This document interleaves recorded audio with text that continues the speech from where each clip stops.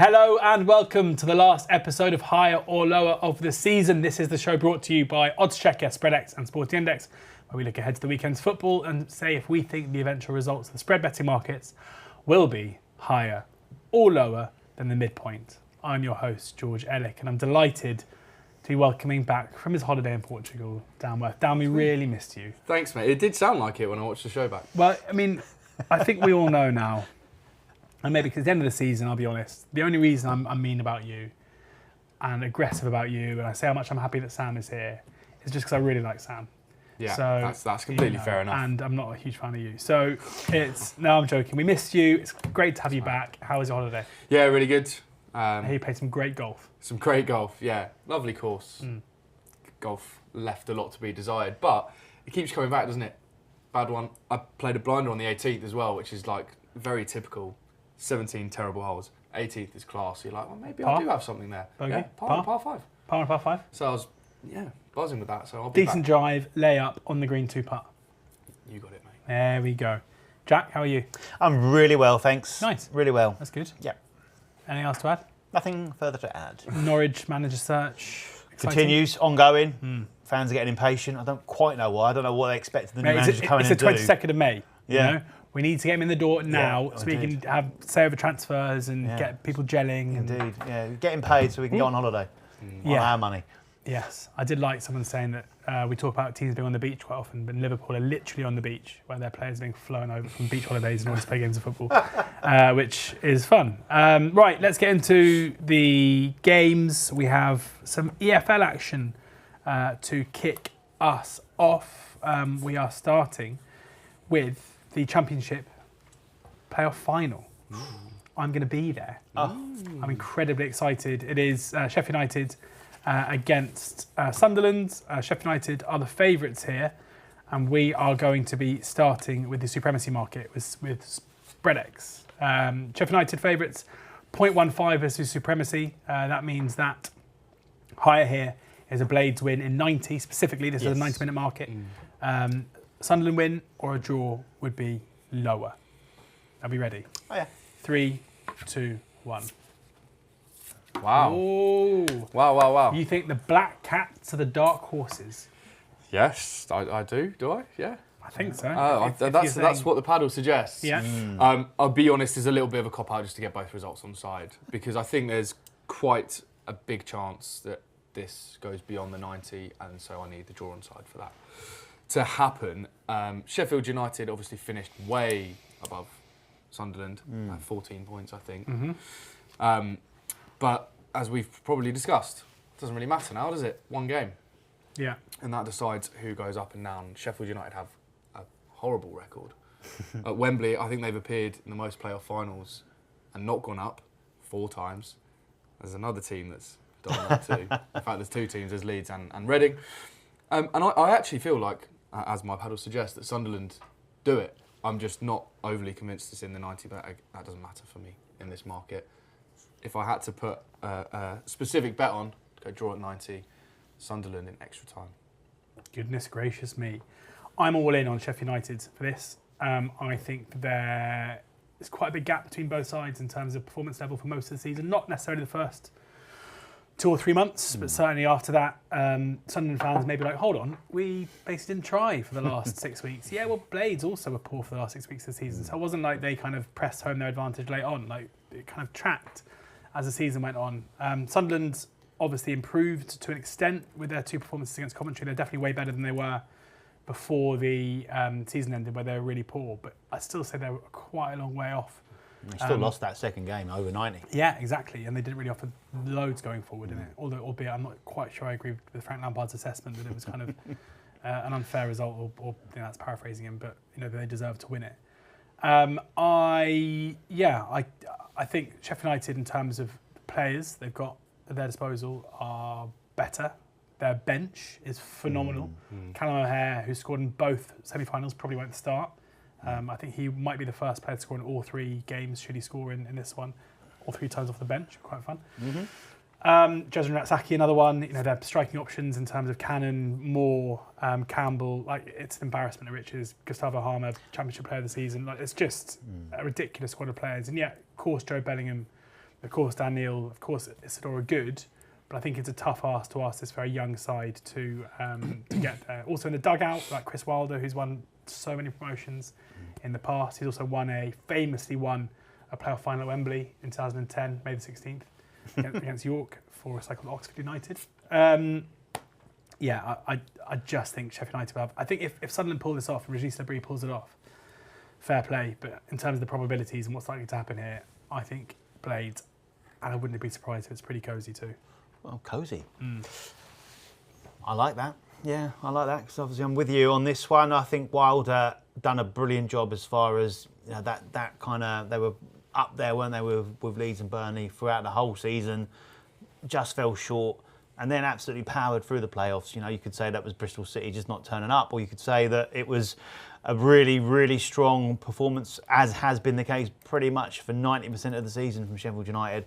Maybe a little bit of both, but I like what he's got there, and I think I think Sheffield United have too much. You mentioned all the players, so I was just trying to pick up some different bits and pieces. A few stats that I've picked up along the way. Third place have won 9 of the last 20 Championship playoffs. Quite often that kind of their wives' tale as such, in it is that you finish 6th and you're in the momentum. Not really been the case over those periods of time, but we could be in for, if the league games in regular season are anything to go by, we could be in for a pretty exciting game in this one. Both those games were won by the home side by a single goal. Both the losing teams on that day missed a penalty. So if this goes to penalties, it'll be interesting to see a dynamic there. And there was 2 red cards as well, and an own goal. So a bit of everything for the neutral in this one, and we'll see how it pans out. But yeah, I'm taking Sheffield United. Maybe not quite as bullish as you, thinking it's going to be cosy, but I certainly take Sheffield United. I think they're worthy favourites here, and I think they will win inside the 90. Lovely stuff. We're in agreement. Dan going against the grain. Right, next up into League One. I'll be there again. Oh, wow. On Sunday. Charlton against Leighton Orient. Again, looking at the supremacy market here. So again, this is 90 minutes. Charlton the favourites, 0.35 is the midpoint with spread X, 0.25 to sell, 0.45 to buy. 3, 2, 1. Oh, my own. Well, it's good that we all kind of disagree for both of them. You fancy Charlton and Nathan Jones to be... I mean, I do. I love him. So yes. I'm having a bad word said about him. Right. Who's saying bad words? Everyone. It's just a little bit embarrassing, isn't it? Why? It's not real. Why is it? I think it's 100% real. That's wild. Why? You see him go to do it, realise, the game's not over and the camera's not on me, so he gets straight back up, and then when the camera pans, he does it again. No, I'm not having it. I think he is like an unbelievably passionate, intense, quite strange bloke. Yeah, he's very strange for sure. But like, I don't see how we, as neutrals, watching someone who is going through an incredibly emotional, landmark moment in their career, why we get to judge and be like, oh, look, he's doing it for the camera. I think he's just... what do you do when Reading score an unbelievable goal? I don't... I bounce off the walls. I'm going absolutely insane. Well, we're Reading score. No, we're not supposed to clip that one up. I don't know. I don't fall to my knees and cry. I definitely do. I don't even think... That'd look silly on the golf course while you're doing that on the 16th hole. I think we should be encouraging people to be emotional rather than... No, So I did read about some Charlton fans' reaction just to kind of get their flavour on it, and apparently he is a man of deep faith first and foremost. Yeah. And statement that said, "Well, have you been at all our games all season when he's done similar things in normal games where there isn't any cameras there?" So their take on it is that that's just him, and as you say, he is that kind of guy, and he's pious. Do you know what? It's nice to have people like that have that kind of passion and do cause that kind of debate in the EFL. Yeah. So, are you going to come to me first? Because I'm different. Sorry. I'll be brutally honest. This is a real tough one because as I was going on, fancying Charlton, I backed Charlton at the start of the process. I'm going to stick with them. I'm going to keep my colours nailed to this particular mast. But do you know what? I would not be surprised to see Leighton Orient come up here and get a performance in. But both sides ended the regular season really, really well, didn't they? Charlton won 7 of their last 10. But on the flip side of that, Leighton Orient, they win their last 6 in the league in regular time. So a tough playoff. You've got to hope that Charlton. There was a war of attrition. They got past Wickham with over those 2 legs, wasn't it? Not the most enjoyable watch for the neutral, but they got the result at the end of the day, which obviously is all that matters. So I think for me, snapshot of this is whoever comes out on top down both sides will end up being the winner of this. There's some great individual players in here, so it'll be interesting to see those head-to-head battles. And I am just going to side with Charlton to nick it, but this is, as you can tell, not an overly confident or comfortable position. So I'm interested to hear what you guys both think. Dan? I've gone for this because I just think Leighton Orient are better than Charlton going forward. That's a fair reason. Charlton are pretty strong defensively, but I think Leighton Orient are the better side, a better attacking side. From my point of view, I've been to see both of these teams in the flesh this season. Leighton Orient were way better against Reading than Charlton were. Charlton failed to score against Reading, and not many teams do that. Leighton Orient, Reading were well beaten by Leighton Orient, particularly away from home 2-0. It's going to be very tight. Obviously, it's why the line's like this. Obviously, with my selection as well, I'll get the draw on side. If it's super tight and goes into extra time, then I'll be a small winner here. But yeah, as I say, that is down to the attacking side for me, and Leighton Orient are the better, in my opinion.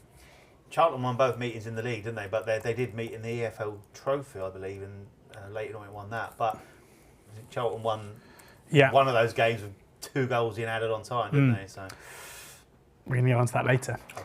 I've gone Orient here, in part because I think unders is probably the bet, and I think 0-0 is a massive bet, well, a massive runner at least, and therefore I just have to have the draw and Orient on side.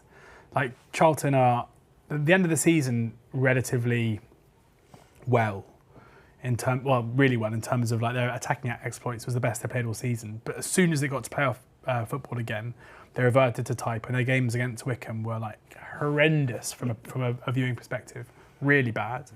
And that's because, when the stakes are this high, it's natural to revert to type and to concentrate on not making mistakes and keeping a clean sheet. Like Nathan Jones will know that if they can keep a clean sheet, if they can keep Kelman, Donnelly, Adji quiet, then they're probably going to get promoted. And given their really strong defensive record, given the individual defensive qualities of their centre-backs, and their proficiency from set pieces, I'm pretty sure they will go into this game being like, let's just turn this into a real scrap and just very few chances.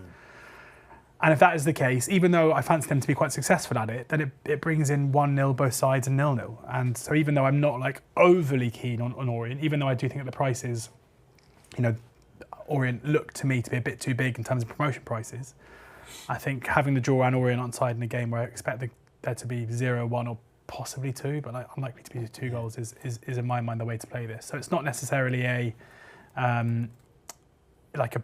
pro or anti-Charlton stance or a pro-Orient stance. It's just purely like I think a goal either way could take this one, and therefore having the two results on side is the best way to play it. Yeah. Sell goals in all 3 playoffs? Nope.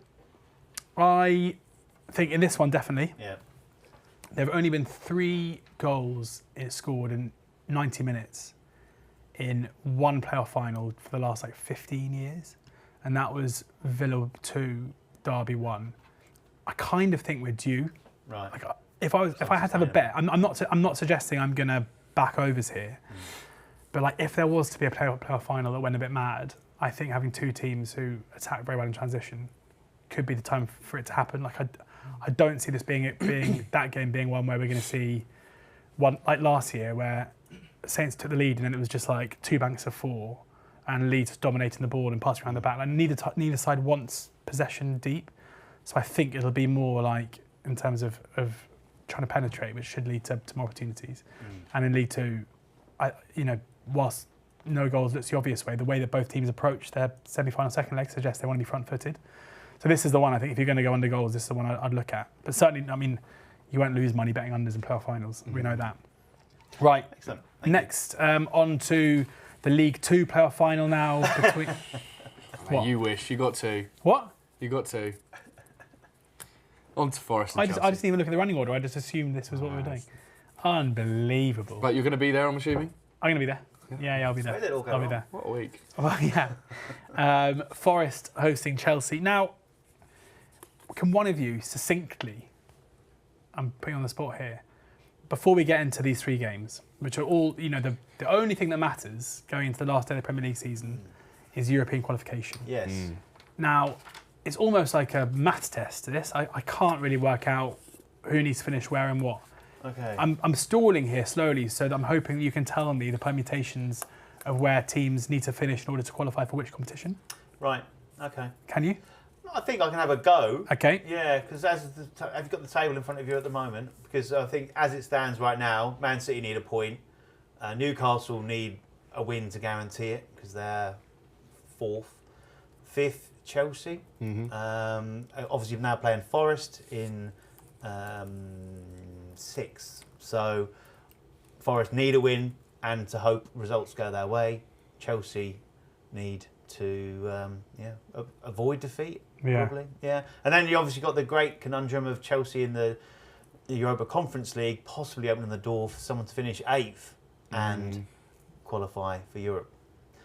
And I have got that written down here, but that's quite a long one. We're probably taking up too much time already. Right, Forest Chelsea. Total goals is the market we're looking at here.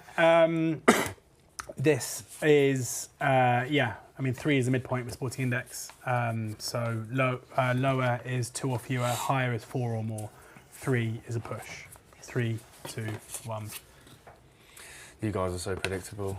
Dan the man. And I mean, to be fair, by default, that makes me very predictable too. Over 2.5 goals. Come on, I've got to have a go at that in the Prem. It's my rule. It's been my rule all season. If it's 3, I'm having it. 3 goals is a push here. So as long as 4 to win. I need 4 to win, but I'll be happy with the push, mate. It's fine. Obviously, a lot to play for. And Chelsea haven't been conceding of late, and Forest don't exactly light up going forward. So all of the stats and everything point your way. But I just think with both teams, we're going to be fighting to the very end here. Getting to 3 goals doesn't seem like that far-fetched. So I'm sticking with my season-long rule. More 3. go overs. 3. I can't laugh at you because you're beating me. Jack?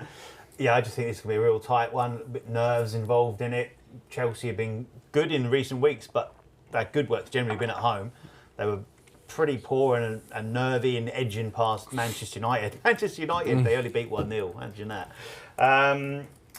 But they've only won one of their last 10 on the road. I think they'd be very wary and very conscious of the fact that if they fall for the old rope-a-dope from Nottingham Forest and go and attack them from the get-go, that plays into Forest's hands that they can go and spring onto the counter-attack. Set pieces, obviously, as well, is a big thing for Forest. As far as unders across, which we're talking about here, really, such as far as selling across the season so far, no side has seen under 2.5 goals land more times than Nottingham Forest at home, 12 of their 18 games. So I think that is a run. And I just think it's going to be one of those ones that they're going to just not want to lose anything and stay in it because of how tight it is, and then look to try and maybe nick a win that would possibly then get them into those Champions League places. So tight and cagey, the order of the day for me. I totally agree. If we look at Chelsea's results from the beginning of March, most of them are really low scoring, 1-0, 1-0, 1-0, 0-0. Only 2 games have covered over 3.5. That was 4 goals in the Ipswich game, 4 goals in the Liverpool game. The game against United last Friday again. Defensively, they're looking pretty good at the moment, Chelsea, to be fair. Against the Forest side, they give nothing away in a game that's pretty important for both teams. This to me screams unders. And I'd be pretty strong on it in terms of betting the under 2.5 as well in this one. On to United against Aston Villa. United, just please make it stop. I think it's probably the feeling for United fans right now. They travel back from Bilbao to host Aston Villa. Villa obviously trying to force their way into the Champions League spots. Total goal minutes is the market here. 155 to sell, 165 to buy. So 160 is the midpoint. We're going higher or lower. 3, 2, 1. Oh, we're all in agreement. Oh my goodness gracious me. Yeah, I kind of think this is one where Villa go ahead probably relatively early and manage the game really well, as we saw Spurs do last night. Yeah. And if Spurs can do it, you think the Villa can probably do it too. I think so. Villa obviously need to win this. There's no reason for them to throw men forward if they're ahead, as we expect them to be in the game. United looking pretty toothless in attack. The quotes coming from certain players, looking at Bruno, looking at Garnacho, suggest that it's not a particularly happy place right now. I am pretty confident here that we'll see Villa win this one. And I don't see any reason why a poor attacking side hosting a decent team, while it'll get particularly tasty at the end. And I can't really see, some teams have got nothing to play for, cut loose. With United, it's just going to be a case of asking the ref every 5 minutes how long there is to go. Yeah. Jack? Yeah, totally agree. Villa to win. I think their goal difference is +7. They're miles off anyone else above them. So they don't need to go and win it. I say if this was tight and they needed to win 4, 5, 6, then yeah, they'd go for it. But a 1-0 here does them as good as anything. So they then win, and then they hope the other results go their way. And so what kind of atmosphere is going to be at Old Trafford? Is it going to be toxic, or is it just going to be completely disinterested and sort of cut that team dead? And let's make no bones about it, Manchester United have been truly awful throughout the season, obviously in 16th place. They've been terrible under Amorim, and everything was kind of pinned on that Europa League. And I think they actually expected to beat Tottenham and kind of everything would be all right. Well, it's not. And they're in absolute disarray. And 42 goals across the season so far. Only the bottom 3 in Everton has scored fewer than that. And at home, they've just been even worse. So, again, a Villa win, nothing flash, nothing fancy, and follow that Tottenham template as such, is that you go, well, we're going to shut you down once we get in front, and you won't be able to get past us because you're powder puff. Simple as that. So, yeah. Dan? I don't know if there's anything more to add, is it? It's just so bleak if you're a United fan, and yeah, you just want the season to end. 0-0 when these sides last met. I'm not suggesting it's going to be that here, but not many goals. In fact, none last time. Villa have kept a clean sheet in their last 3, and United have not scored in their last 3 in all comps. So that's a perfect match to go lower here. I mean, we talk about the quotes for the players. Even Amorim saying, like, well, just get rid of me. I won't even charge you if you want to get rid of me. It's like... It sounds like everyone's given up. Yeah, last one to leave, turn the light off. Yeah, really, isn't it? I don't know what's going on. it's carnage, isn't it? Like what team they're going to have next season? I know that's not the question here. Well, we talked about saying, and rightly so, that they just want the season to end. But I think they wanted the season to end with the Europa League in the bag and Champions League football to look forward to next season, and the £100 million that comes with it. Well, they haven't getting any of that, so it's like they haven't even got the close season to look forward to. Gorkaresh was talked about being ready to go, and it's like, okay, not now. But so it's a real horrible future at this moment in time looking ahead. So the odds movements on all of the transfer targets for Man United have been quite funny this morning because they've just drifted massively. All of them. I saw this morning oddschecker tweeting that. I wonder who that was. That Manchester United have drifted from 25 to 1 to 66 to 1 in the Premier League market. Is that actually true? It is true, yeah. 66 to 1 now. Although Tottenham still longer, 80 to 1 to win the Premier League. I mean, I'm not suggesting either of them will win the Premier League. I'd lay 66 to 1. I would love an odds against match bet. Spurs over United next season. Yeah, I think that's nice. The only thing, if you are looking to side with Man United here, which I'm definitely not, but if you are at home, obviously Spurs can overtake Man United this weekend, and that means United are the worst team by the relegation sides. Yeah, they're probably not going to want that, but I would also argue they don't care at this point. But just if you are looking to side with United. Cool. One more game to cover. Newcastle hosting Everton. Again, this is a big game for Newcastle. Not so much for Everton in terms of where they're going to finish. Said their farewell with to Goodison Park with a 2-0 win last weekend. First match goal, the market here, 31.5 is midpoint with Sporting Index, 30 to sell, 33 to buy. So lower here is a goal in the first 31 minutes. Higher is 0-0 after that time. 3, 2, 1. We're all in agreement. All in. Jack?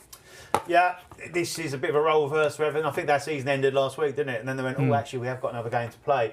Everything was focused towards that last game at Goodison Park, and they did what they needed to do. I think the pressure must have been pretty intense. Obviously, you've got sort of family that are linked into Everton, haven't you? And must have been like nerves there. The players would have felt that as well, but they got the job done, had the celebrations, and now they've got to still go again. And now they're the bridesmaids going to the wedding, aren't they? Yeah. Because massive game for Newcastle. Can they go and win it to guarantee themselves Champions League football? I think they do win it. I think they do win it well. I don't think Everton are really fancying this game at all. Let's get on holiday and look forward to next season in the Premier League, which looked a little bit of a concern for some parts of it. And I think the key thing for me with Newcastle is that players thrive on the atmosphere they're going to get at St James's Park, where it could get like be a bit of a daunting atmosphere for some players, but it seems they've all got really big characters in this Newcastle side. And how do they go about their games at home? They generally come flying out the traps to score nice and early, and I expect them to do that, get the job done, get a couple of goals up, and then probably manage the game out. They might go on to score 4, 5 or 6 and really celebrate it, but the key thing is you imagine if they do get in front, when they get in front, that crowd's just going to be loving the fact that they know they are going to be in Champions League football next season. And what a season it's been for them and for Eddie Howe. Indeed, yeah, Dan? Yeah, not much to add, to be honest. The only stat I've got is all of Everton's last 4 have come under this line, whether that's them scoring or conceding.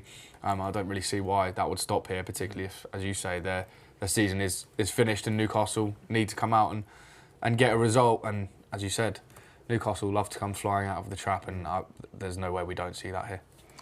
Yeah, I totally agree. They need to just basically put aside any nerves early on by going ahead in the game, and I think they'll absolutely fly out. So, yeah, totally agree. And Everton themselves, I said a second ago that United don't seem to be like a team who nothing to play for, can't lose, but Everton could do. I think Everton could be quite an awkward opponent for Newcastle, and themselves, as we've seen under David Moyes, have been pretty good going forward. So, yes, there we have it. Right, nap time for the last time this season.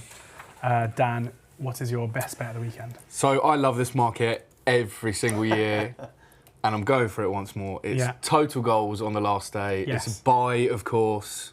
Imagine if it was 35. Which is actually quite high, really. But last season, 36. Season before, 33.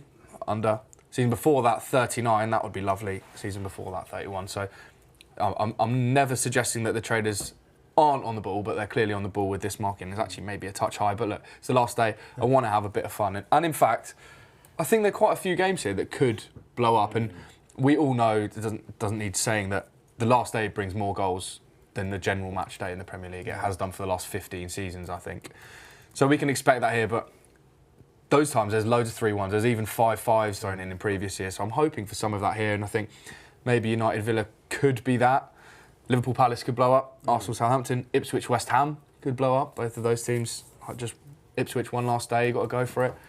So I'm hoping we see loads of goals. 35 is not huge when you look at previous years. So it's a buy from me. It always was going to be. But if you keep your eyes peeled on who scored as well, we've got a Twitter competition if you can guess the right amount of goals. Oh, wow. I'll obviously have to go over 35 here now after I'm backing this. Check it out. You can win yourself a Premier League shirt of your choice for next season. So who scored for that? Beautiful. Jack? I'm going into a game that you didn't mention, actually. Bournemouth game against Leicester. There's going to be loads of goals. Yeah, I think so. Lovely. Think so. But I'm focusing on a player who might well be scoring one of those goals, at least one of those goals. And it is Dean Howson. Ooh, farewell. Farewell. Wow, that was nice. Yeah, farewell. Indeed. Super mega minutes. I'm going with SMMs. at 7.5. I am going higher. And as you rightly say, he will be leaving for Real Madrid for next season. Possibly get a better send-off from his home supporters than another person who's leaving for Real Madrid this season. But yeah, ultimately this comes around the fact that he's only scored 3 goals this season, but he is pretty good in the air. He's up against his Leicester side. That season ended last week as well, really, didn't it? Like the fact that Jamie Vardy left, he's not going to be featured in this game. They've signed off there, done what they needed to do, and then a little bit of an uplift, weren't they, towards the end of the season, last couple of games. And then that's been brought crashing down this week by the news that they're likely to be handed a massive points deduction next season. So doom and gloom. Let's see what goes on there. But generally speaking, they're atrocious in the air. They've conceded the most headed attempts at goal across the Premier League this season with 120. They've also conceded the most headed goals this season with 14. Conceded 2 headed goals on the last on the road, and that's where Kjøsen is particularly strong. So I'm taking him for the extra bonus here at 7.5 for the Super Mega Minutes. Love it. Charlton headed goal minutes for me. Buying it 11 to sell, 14 to buy, so the midpoint's what? 12.5. So as you mentioned, they won a game in regulation season 2-1 here. 2 headers in injury time. Wow. So that made up 180. Be nice. Which is nice. But there's more to it than this. Like, firstly, if you look at the players that Charlton have, Lloyd Jones, massive centre-back and a threat in the air.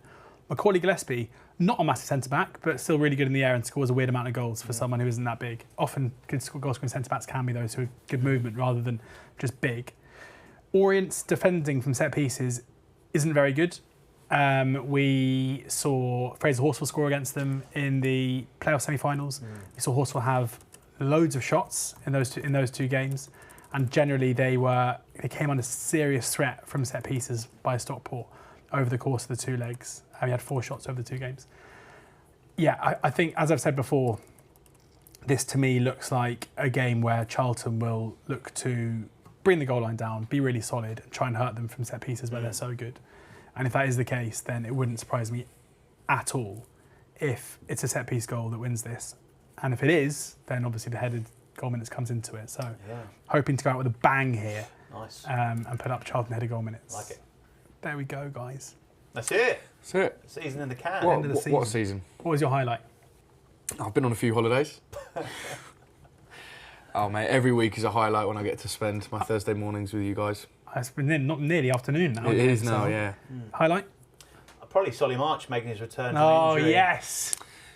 Next season. I'll be there. I'll be there. I think he still hasn't scored since then. Yeah, it doesn't surprise me. My actual highlight is when I Weren't we called in a the... different studio then when you put that up? Yeah, we were, yeah. Oh, my It was a God. long time ago. It was a long time Buy ago. Solly Marsh at 14 and he hasn't scored for 2 years. Incredible. It'll come. It doesn't accumulate, I hope. Well, yeah, it's still going. And yours? Like when Sam's joined us, probably. That's nice, isn't it? No, I think Dan being the Nap King for a while was fun. There was a little run there, wasn't there? Yeah, it was good. Yeah, my one was the, I can't even, was it Tamworth? And I went under goal minutes and it finished 0-0 against Tottenham. Yeah, that's It good. was like a that. 180-point winner. Yeah. That's lovely. Very nice. Bet-wise, I think it was selling Bristol Rovers' time of first goal when they scored in the first minute, didn't they? Yeah, that was very Oh. nice for you. That was Any good bets from you this season? None, actually.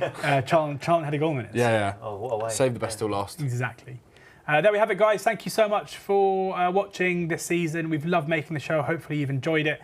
If you haven't signed up for a SpreadX or a Sporting Index account yet, do click on the... I mean, it'd be crazy if you watched all season and you haven't signed up for one yet. But click on the link in the show description. There's a new customer offer there waiting for you. Make sure you swat up on spread betting and what it means. And remember that losses can exceed your initial deposit. Oddschecker have you covered for all your fixed odds betting needs. So make sure you go to the site or download the app, and whoscored.com will have all the stats to help inform your betting. Thank you to Jack. Thank you. Thank you to Dan. Thanks, George. Hopefully we'll see you again soon. But in the meantime, enjoy the football, enjoy the summer, and please ensure that you're gambling responsibly.